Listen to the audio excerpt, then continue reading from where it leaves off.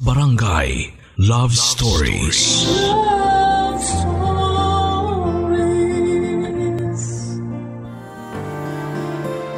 Ang nakaraan ang bumubuo sa kinabukasan ng isang tao. Kaya minsan ay hirap tayong ayusin ang ating hinaharap dahil sa hindi kagandahang simula ng ating buhay. Ikaw, kapuso, paano mo isasalba ang buhay mo kung bata pa lamang ay namulat ka na sa marahas na mundo? Dear Papa Dudut, katulad sa mga napapanood sa TV ay sisimulan ko ang sulat kong ito sa isang babala. Ang mga sumusunod na kwento na mapapakinggan ng mga kabarangay natin ay masyadong maselan. Ang ilan sa mga pangyayari dito ay sensitibo, kaya naman ang mungkahi ko ay bigyan ng patnubay ang mga batang nakikinig. Papa Dudut, itago niyo na lamang po ako sa pangalang Lara. 32 years old na ako at isa ko sa mga masugid ninyong tagapakinig mula sa Amerika. Sa YouTube channel po ninyo ako nakasubscribe at nakikinig ng mga kwento. Kung broken family ang pag-uusapan, hindi magpapahuli ang pamilya namin dyan. Mas broken pa yata sa pinaka-broken ang pamilya ko, Papa Dudut. Lumaki ako sa isang kahig isang tukang buhay. Minsan nga ay puro kahig lang at walang tuka. Paano ba naman kasi sobrang laki ng pamilya namin? Kargador ang tatay ko samantalang on-call na labandera naman ang nanay ko. 12 kaming magkakapatid at ni isa sa amin ay wala man lang nagseryoso sa pag-aaral.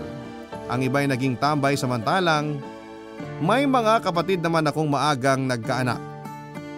Ang ilan naman ay umalis at nagsolo na lamang, kaya patuloy ang paghihirap namin sa bawat taong dumaraan. Papa Dudut, kahirapan ang pangunahing problema ng pamilya namin. Pero para sa isang 10 taong gulang na tulad ko noon ay hindi ito ang problema ko, kundi ang mga bagay na ginagawa sa akin ng kapatid kong si Kuya Jomar, Papa Dudut.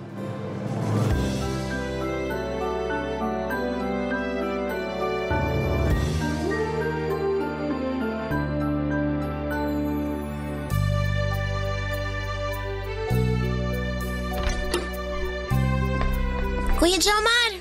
Oh, Lara. Ba't gising ka pa? Hinintay kita. Sabi mo kasi bibigyan mo ako ng regalo sa birthday ko eh. Birthday ko na ngayon. Kaya naman pala.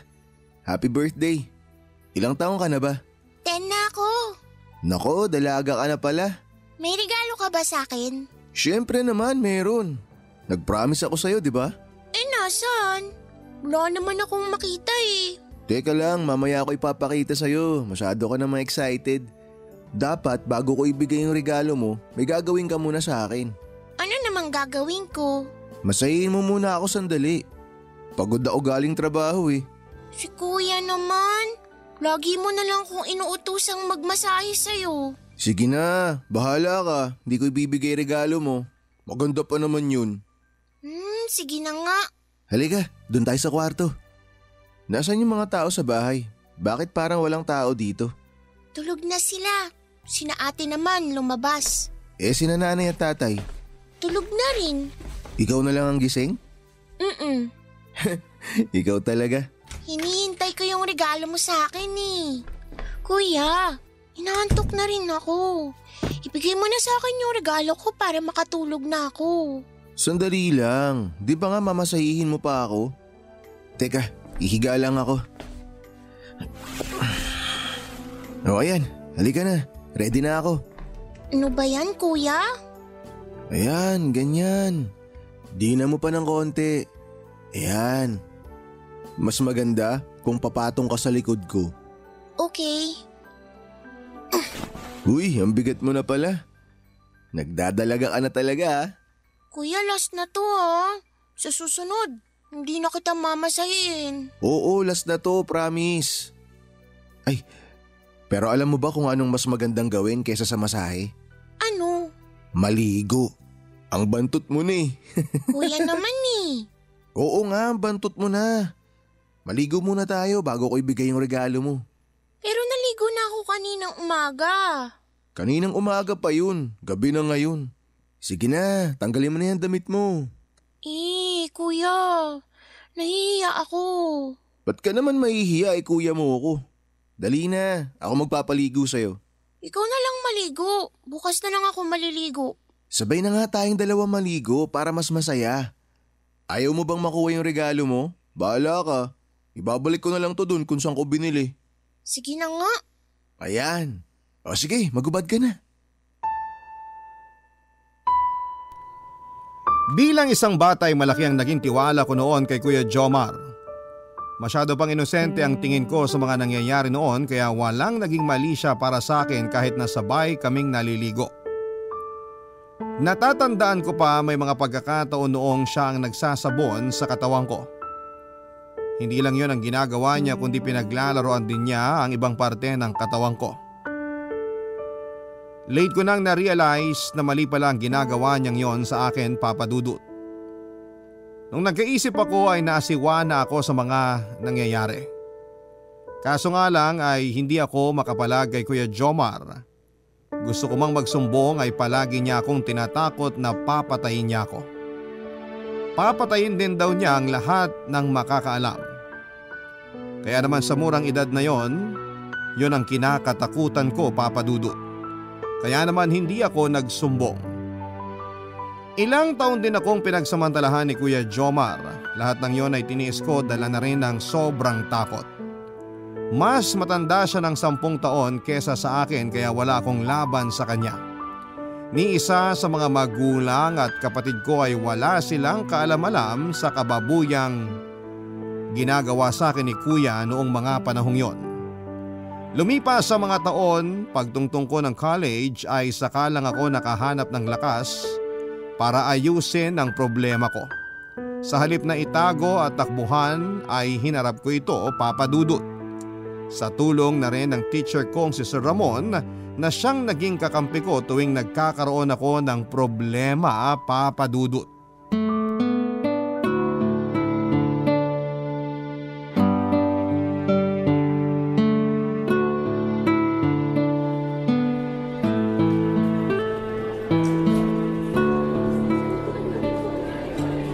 Lara!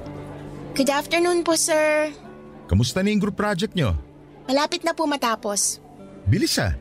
Next week pa naman yung deadline nun, di ba? Next week pa nga po pero tinapos na agad namin. Magaling po groupmates ko eh. Nakaswerte ka yata sa mga agrupo mo ah. Oo nga po eh. At least wala na akong pinoproblema. Bakit? Ano pa bang ibang pinoproblema mo? Wala po. Actually Lara, nilapitan talaga kita kasi gusto kitang makausap. Ha? Bakit naman po? Tungkol saan po?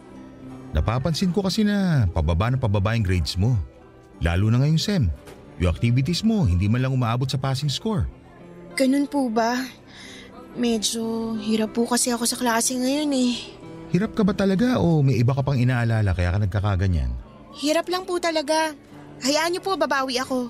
Kaya nga kita inilagay sa grupo ng magagaling para mahila ka nila pataas. Alam mo, pwede ka naman magsabi sa akin kung may problema ka.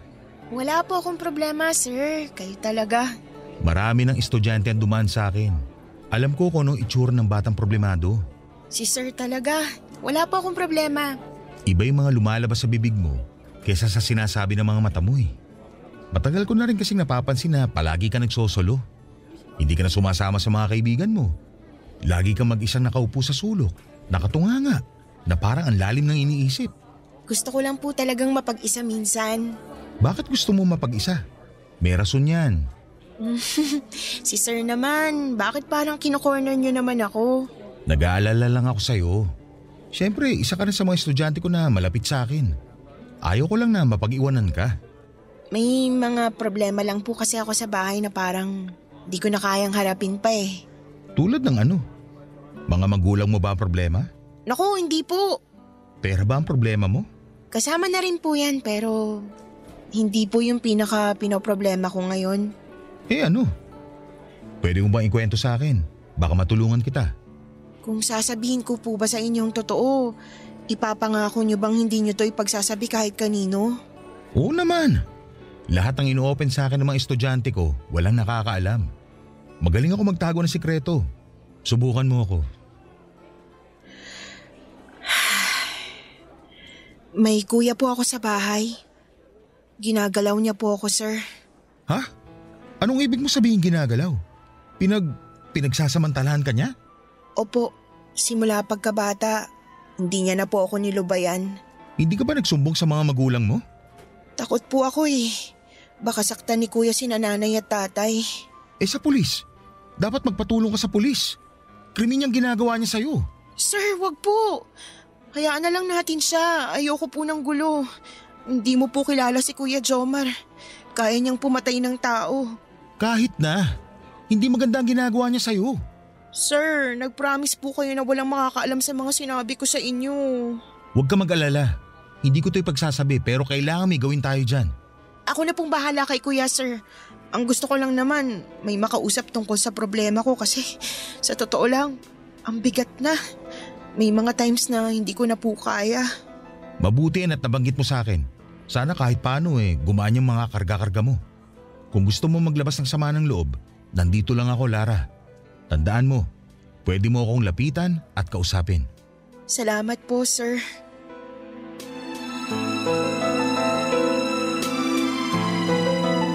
Papadudod si Sir Ramon ng professor ko na hindi ko akalaing mapagsasabihan ko ng mga nangyayari sa akin ng panahon na yon. Nung unay wala talaga akong balak na sabihin o ikwento kahit kanino ang mga pinagdadaanan ko. Lalong ayoko sanang sabihin kung ano ang mga nangyayari sa akin sa mga professor ko. Pero ng mga oras na yon na nagkausap kami ni Sir Ramon, siguro'y ginusto ng pagkakataon na bawasan ang bigat na nararamdaman ko kaya bigla na rin akong napakwento. May asawa at isang anak na si Sir Ramon. Galing sa pagiging high school teacher ay nag-decide siya na magturo sa college. 7 taon na siyang nagtuturo sa kolehiyo noong makilala ko siya, Papa Dudut. Close si Sir Ramon sa lahat ng estudyante niya at isa na ako sa mga naging malapit sa kanya. Parang barkada ang turingan namin noon sa isa't isa. Approachable kasi siya, Papa Dudut, at hindi istrikto. Ang bawat lesson namin sa klase ay parang naglalaro lang. Enjoy siyang kasama kaya naman siya ang lagi kong nilalapitan tuwing nangangailangan ako ng taong masasandalan. Noong time na tinanong ako ni Sir Ramon kung ano ang problema ko ay hindi ko na napigilan ang sarili ko at sinabi ko na sa kanya ang lahat. Nagulat siya sa mga nalaman niya.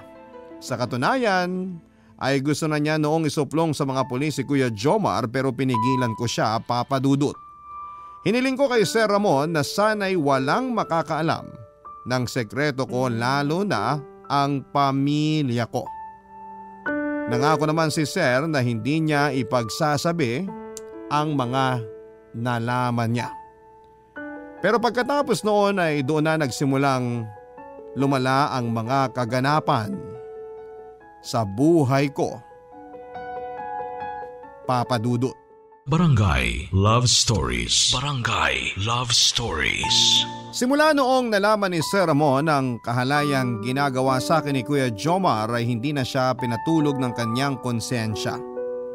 Hindi raw kasi niya maaatim na isiping binababoy ako ng kapatid ko sa mismong tahanan namin.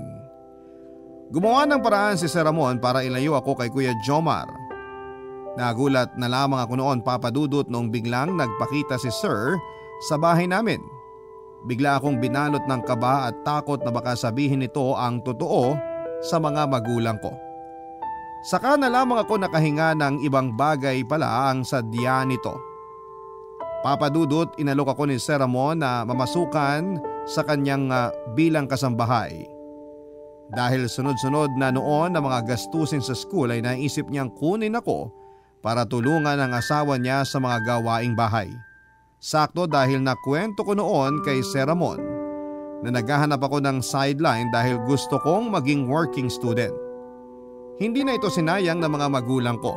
Mabilis silang pumayag sa trabahong inaalok ni Sir Ramon.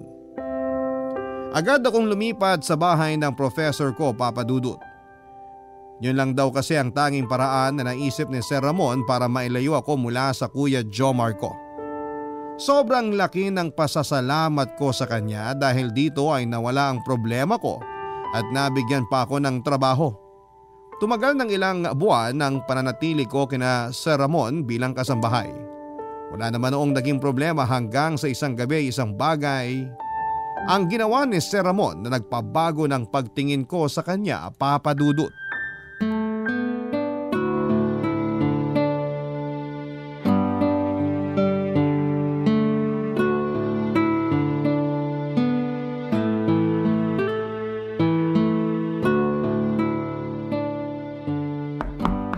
Lara? Gising ka pa ba? Sir? Bakit po? May ipag-uutos po ba kayo? Wala naman. Naabala ba kita? Hindi naman po. Naghahanda pa lang ako para matulog sana. Ano pong kailangan nyo? Pwede bang tumambay muna rito sa kwarto mo? Ay, sige po. Pasok po kayo. Sorry, masikip lang dito tsaka medyo makalat. Di pa ako nakapagtupi ng mga damit ko eh. Okay lang yun. Walang kaso sa akin yung kalat. Hindi pa ba kayo inaantok? Hindi nga eh. Umiinom ka ba? Ng alak? Naku, hindi po sir. Ganun ba? Sayang naman. Gusto ko pa sanang uminom eh.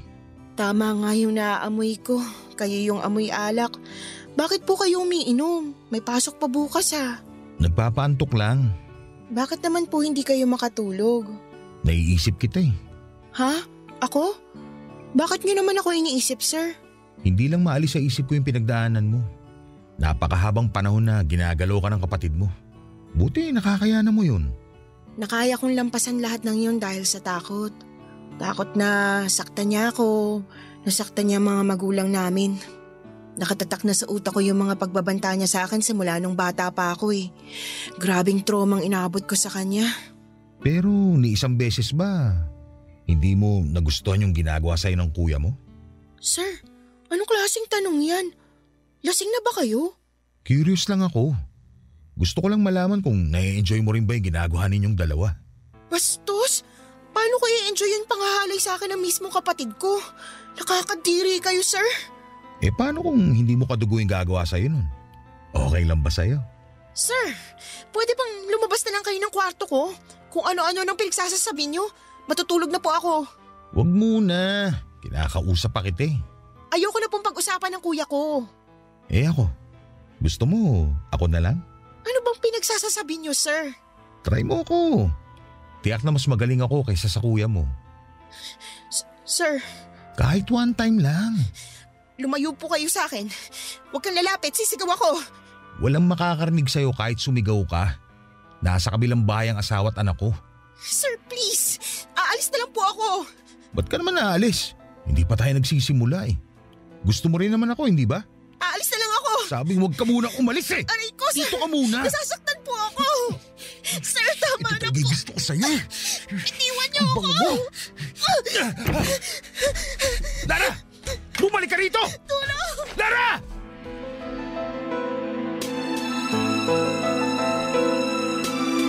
Sa lahat ng tao ay hindi ko inakala na magagawa rin yun sa akin ni Sir Ramon, Papa Dudut. Hindi ko ina-expect na ang sarili kong teacher ay pinagnasaan din pala ko.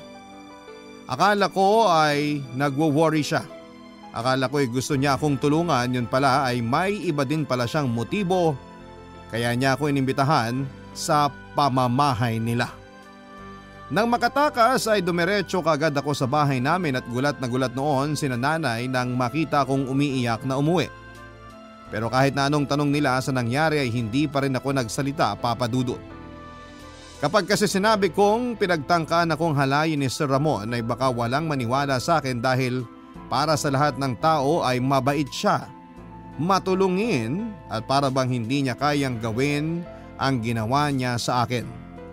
Isa pa ay hawak-hawak niya ang sekreto ko. Kapag kinalaban ko siya ay baka ipagkalat pa niya ang kawalang hiyaang ginawa sa akin ni Kuya Jomar. Noong mga time na yon ay ayokong masira ang pamilya namin kaya tiniis ko na lamang ang lahat. Pagkatapos noon ay hindi na po ako pumasok sa klase, Papa Dudut. Ang tiwalang binigay ko kay Sir Ramon ay nasira na.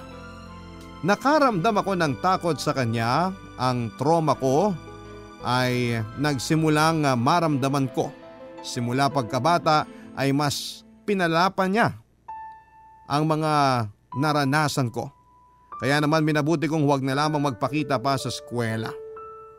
Ang problema nga lang, matapos kong makatakas mula kay Sir Ramon ay kinailangan ko namang bumalik sa bahay namin kung saan ay nandun si Kuya Jomar.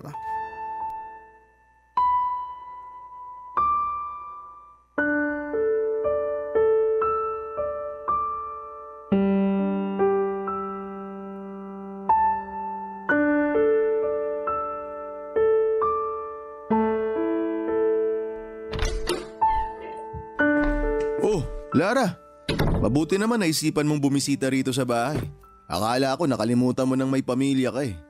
Umalis na ako kina Sir Ramon. Hindi na ako namamasukan doon. Bakit? Ano nangyari? Mahabang kwento. Sinasaktan ka ba niya? Basta, wag mo nang alamin. Ang mahalaga, nilayasan ko na yung manyak na yun. Manyak? Bakit? Anong ginawa niya sa'yo? Inasok niya ako sa kwarto. Pinagsamantalahan niya ako. Walang hiya yun ah. Gusto mo sugurin natin ngayon yung hayop na yun? Makakatikim talaga siya sa akin. Wag na. Mag-ieskandalo ka pa. Tsaka wala namang maniniwala kahit sabihin ko yung totoo eh. Baka naman inaakit mo siya, kaya ganun. Kuya! Kakampihan mo pa ba yung baboy na yun? Palibasa pareho lang kayo. Anong sinabi mo? Wala. Sabi ko maliligo na ako. Gusto mo sabay tayo? Kuya naman, pwede bang itigil mo na yung ginagawa mo sa akin? Hindi ka ba natatakot sa mga pinagsasasabi mo? Bakit naman ako matatakot? Wala naman nakakaalam eh. Pwera na lang kung may pinagsabihan ka. Meron ba? Wala. Good. Kaya gustong gusto ko ito eh. Tahimik ka lang. Alam mo, namiss kita. Sakto. Nasa labas si nanay ngayon. Walang tao dito sa bahay. Ano? Gusto mo ba? Kuya, please naman. Sus! Kunwari ka pa eh. Gustong gusto mo rin naman yung ginagawa natin. Halika na! Sandali lang kuya, ano ba? Halika na! Bakit bang arte mo? Gusto mo pa yata makatikim sa akin eh, ha? Isusumbong kita kay tatay. Sige, gawin mo! Hinahamon kita. Magsumbong ka sa kanila. Baka gusto mong maulila na tayo sa mga magulang. Nagmamakaawa ako sa'yo, lubayan mo na ako. Paano kita lulubayan? Ikaw tong lumapit sa akin. Bumalik ka nga dito sa bahay. Ibig sabihin nun, gusto mo yung mga nangyayari sa ating dalawa. Kasi kung hindi, di sana matagal ka nang umalis dito sa bahay. Diba? Kung kaya ko lang sana matagal na akong umalis. Ang dami mong satsat. Maligo ka na. Pagbalik ko dapat ready ka na. Saan ka pupunta? Sa labas.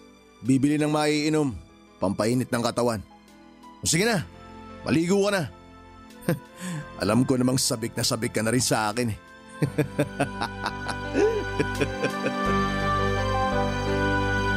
Papadudod siguro noong past life ko ay sobrang sama ko. Kaya ngayon eto na ang karma ko. Wala akong maisip na dahilan kung bakit gano'n na lamang ang buhay na ibinigay sa akin. Hindi ko mawari kung ano bang klaseng kasalanan ang nagawa ko na kailangan kong pagbayaran. Hindi ko alam kung bakit tila ba pinaparusahan ako ng mundo. Pakiramdam ko noon ay parang wala na akong kakampi sa mundo. May mga kaibigan at pamilya nga ako pero hindi ko naman sila malapitan para sa tulong. Hindi ko na alam kung ano ang dapat na gawin ng mga panahong yon, Papadudot. Sobrang diring-diri na ako sa sarili ko. Parang hindi na tao ang turing ko sa sarili ko noon kundi bagay na paulit-ulit na lamang ginagamit ng mga taong malalapit sa akin para lamang sa pansarili nilang kagustuhan. Papadudot, pikit mata ko na lamang tinanggap ang lahat dahil sa takot ay hinayaan ko na lamang ang pambababoy sa akin ni Kuya Jomar. Awang-awa ako noon sa sarili ko pero wala naman akong nagawa dahil ayokong madamay ang mga magulang ko. Ayokong makita sa mukha nila ang sakit kapag nalaman nila na nagagawa akong gahasain ang sarili kong kapatid. Pero dumating din ang araw kung saan ay bigla akong nakaramdam ng tapang. Nung hindi ko na talaga kaya ang mga nangyayari sa akin ay naglayas ako, Papadudot. Iniwan ko sina kuya at hinanap ang ate ko na bata pa lamang ay matagal nang nilayasan ang sirang pamilya namin. Barangay Love Stories. Barangay Love Stories. Papadudod sa tulong ng mga lumang post ni Ate Lilian sa Facebook niya na matagal nang hindi active, ay nahanap ko siya sa isang squatters area.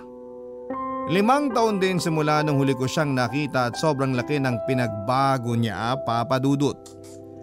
Nangayayat siya lalo, mas tumanda ang itsura niya na para bang hinulma ng sari-saring problema sa buhay. Sa pagkakatanda ko ay bigla na lamang umalis ng walang paalam si Ate Lilian sa pamamahay namin. Ang huling alaala ko sa kanya ay bibili lamang siya ng merienda sa labas pero hindi na siya bumalik pa. Ilang buwan din siyang hinanap ng mga magulang namin hanggang sa tinanggap na lang nila na baka nakipagtanan na ito. Ngayon ay may 3 na ang anak si Ate Lilian at kasalukuyang nagtatrabaho bilang kasambahay. Papadudod, sobrang saya niya noong nakita niya ako. Ikinuwento ko sa kanya na naglayas ako sa bahay. Hindi na siya nagtanong pa kung ano ang kadahilanan ng pag-alis ko. Buong puso niya akong kinupkop kahit na maging sila ng asawa niya ay salat din sa buhay. Sa kauna-unahang pagkakataon ay nakahinga ko.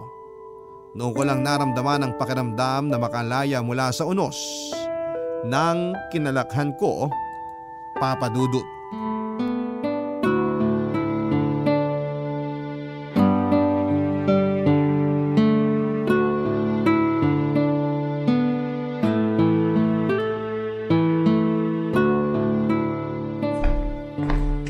Good morning, ate. Aga mong nagising ah. Maganda naging tulog ko eh. Kape, ate, gusto mo? Sige lang, mamaya na ako magkakape. Alam mo, ate, ngayon lang ako nagkaroon ng mahimbing na tulog. Kahit nasa lapag lang ako natulog kagabi. First time kong natulog ng walang takot sa katawan. Bakit ka naman natatakot matulog? Nasanay na kasi ako na laging nilalapitan ng demonyo tuwing natutulog ako eh. Demonyo? Anong ibig mong sabihin? Si Kuya Jomar yung sinasabi ko. Si Kuya? Huwag mong sabihin... Lara! Bakit, ate? Alam mo ba kung anong ginagawa sa akin ni Kuya? Huwag mong sabihin pinagsasamantalahan ka niya. Ganun na nga. Simula pagkabata, ganun ang ginagawa niya sa akin. Sorry, hindi ko alam. Wala ka naman dapat ikahingi ng tawad. Wala ka namang kasalanan eh. Sorry kasi wala akong ginawa. Hindi mo naman alam na ganun yung nangyayari. Hindi ko alam na ginagawa sa'yo yun ni Kuya, pero alam ko na gawain niya yun. Pero paano mo nalaman na ganun si Kuya? Lara, hinalay din ako ni Kuya. Hindi lang isang beses, kundi maraming beses. Kaya ka ba naglayas dahil sa kanya? Oo. Hindi ko na matiis noon yung pambababoy na ginagawa niya sa akin. Hindi ko alam na pati ikaw ginagalaw din pala niya. Walang hiya talaga yung taong yun. Napakahayop. Hindi ba alam nila nanay ang nangyari sa'yo? Hindi. Pinagbabantaan niya ako na papatayin niya si nanay kapag nalaman nila ang totoo. Pareho pala tayo ng dinanas. Kung alam ko lang, sana nagsalita na ako noon pa. Paano yan, ate? Natatakot ako para sa buhay nila, nanay at tatay. Hindi magagawa yun ni Kuya Jomar. Alam ko kasi puro salita lang siya eh. Grabe! Paano nagkaroon ng ganong klaseng tao? Napakademonyo niya, anak siya ni Satanas. Mabuti na lang nakalayo na tayo sa kanya. Kaya sobra-sobrang pasasalamat ko sa'yo, ate. Kasi tinanggap mo ko sa bahay niyo. Hindi mo ko pinagkaitan ng kalayaan. Huwag kang mag-alala. Hanggat magkasama tayo, hindi ka magagalaw ni Kuya Jomar. Sana kunin na rin natin si nanay at tatay. Nag-aalala din ako sa kanila eh. Hayaan mo. Kapag nakaluwag-luwag ako, kukunin natin sila. Ilalayo natin sila sa kapatid nating yun. Maraming salamat, ate. Gagawin ko lahat. Huwag ka lang muling masaktan. Makalipas ang ilang buwang pananatili ko kina Ate Lilian ay kinailangan ko na ring maghanap ng trabaho. Ramdam ko na kasi noon ang pagiging pabigat ko at ayaw ko namang dagdagan pa ang problema nila, ate, kaya pinilit kong makahanap ng trabaho. Dahil college dropout ay nahirapan ako noong makahanap ng matinong hanap buhay. Mabuti na lamang at isang kaibigan ang nakilala ko kung saan ay ipinasok niya ako sa isang bar. Nagsimula ako bilang waitress pero mas mababa pa sa minimum wage ang sinasahod ko noon, Papa Dudut. Napilitan akong kumapit sa patalim at pumayag na ibenta ang sarili kong katawan, kapalit ng pera. Nang mga panahong yon ay manhid na ang isip at damdamin ko sa mga ganong bagay. Inisip ko na lamang na buong buhay ko ngayong naranasan sa mismong kuya ko pa. Kaya naman wala nang epekto kung pagkakakitaan ko ito.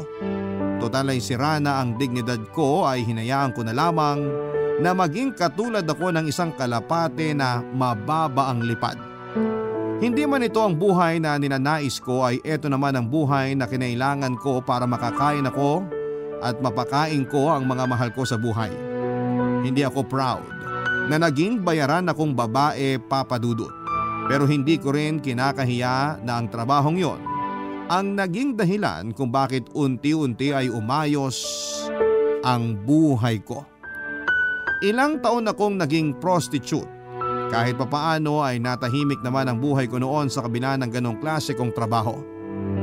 Hanggang isang araw, bigla na lamang nagpakita sa amin si Kuya Jomar.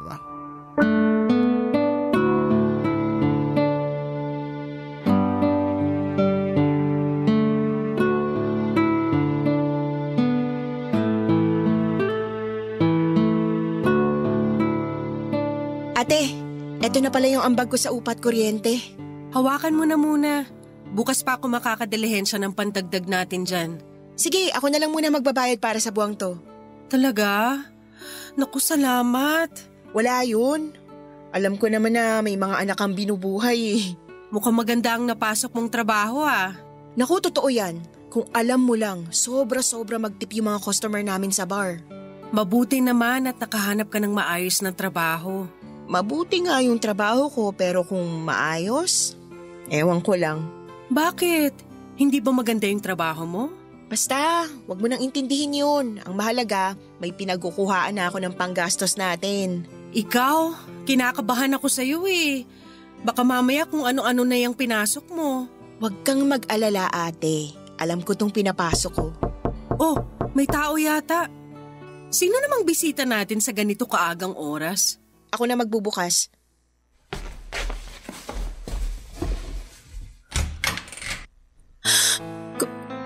Kuya Jomar? Kumusta? Ano, Lara? Namiss mo ba ako? Jomar? Anong ginagawa mo rito? Aba, magkasama pala ang paborito kong mga kapatid ah. Lilian, long time no see ah. Anong ginagawa mo rito? Bakit? Bawal ko ba kayong bisitahin ng mga kapatid ko? Paano mo nalaman kung saan kami nakatira? Paano naman kayo hindi mahahanap ang dami mong post sa Facebook? Kung nagtatago kayo, edi sana binlock nyo ako sa Facebook nyo. Ayan tuloy, nahanap ko kung nasan kayo. Aminin mo na kasi, Lara, nagpapahanap ka rin sa akin eh.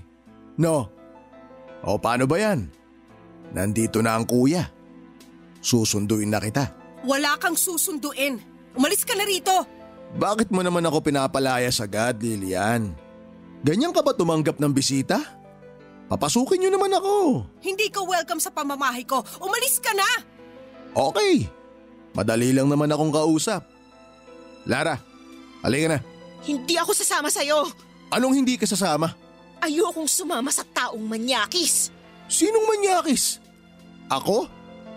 Alam nating pareho na gusto mo rin yung mga ginagawa ko sa'yo. Gustong gusto mo yung ginagawa natin, Lara. Tama na, kuya. Hindi mo na kami matatakot. Matatakot? Kailan ko ba kayo tinakot? Huwag ka nang magkunwari dyan. Hindi na ako tulad ng dati.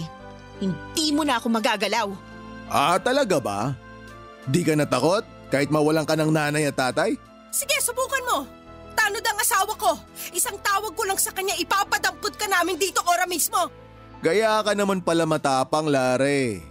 Nakahanap ka ng kakampi. Pinagsawaan ko na rin tong si Lilian eh. Grabe ka, kuya.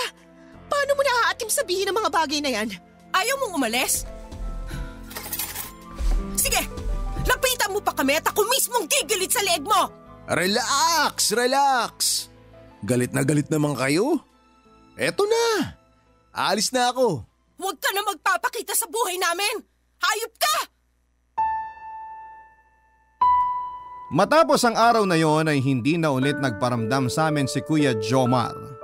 Mas tumapang na po kasi ako ng panahon na yon, Papa Dudut. Nasanay na ako sa mundo ng bar at ng mga kalalakihang sabik sa laman. At dahil dito ay unti-unti kong nabuo ang tapang ko para lumaban sa mga taong nanlalamang sa akin. Hindi na ako takot sa mga pagbabanta ni Kuya Jomar dahil alam kong may kakampi na ako at si Ate Lilian yon. Sa halip ay kami na mismo ang nagbanta na kapag nilapitan niya ulit kami ay isusumbong namin siya sa pulis. Papadudod sa mga sumunod na taon ay isang foreigner ang nakilala ko sa pinagtatrabahuhan kong bar. Binigyan ko siya ng aliw ng isang gabi at pagkatapos nito ay hindi na niya ako tinantanan. Nung una akala ko ay katawan lang ang habol niya sa akin. Hindi ko inakala na may iba pa pala siyang motibo. Nahulog na pala ang loob niya sa akin, Papa Dudut. For the first time ay isang lalaki ang nagkagusto sa akin, hindi dahil katawan ang habol niya, kundi dahil gusto niya akong mapangasawa. Itago na lang natin siya sa pangalang John, Papa Dudut. Niligawan niya ako at sinagot ko naman siya. Ngayon ay kasal na kaming dalawa at meron ng 2 anak. Kinuha niya ako sa Amerika at dito na ako nakatira kasama ang binuo naming pamilya. Papa Dudut, masaya na ako sa buhay ko sa ngayon at kailanman ay hindi ko na nakita ulit si Kuya Jomar. Sa tulong ng asawa ko ay nailayo na rin namin sa kanyang mga magulang ko. Kasama na nila ngayon ang Ate Lilian ko na tinutulungan ko ring makapagpundar ng maliit na negosyo. Masaklap man ang dinanas kong nakaraan, ay pilit ko itong nilabanan at ngayon ay malayo na ako sa dating buhay na nakagisnan ko. Muli isang magandang araw po sa inyong lahat at sana po ay meron po kayong natutunan sa aking kwento. Maraming salamat po sa lahat ng mga nakinig. Ang inyong forever kapuso at kabarangay, Lara. Nagustuhan ng iyong napakinggan? Ituloy yan via live stream sa www.gmanetwork.com/radio. Barangay LS 97.1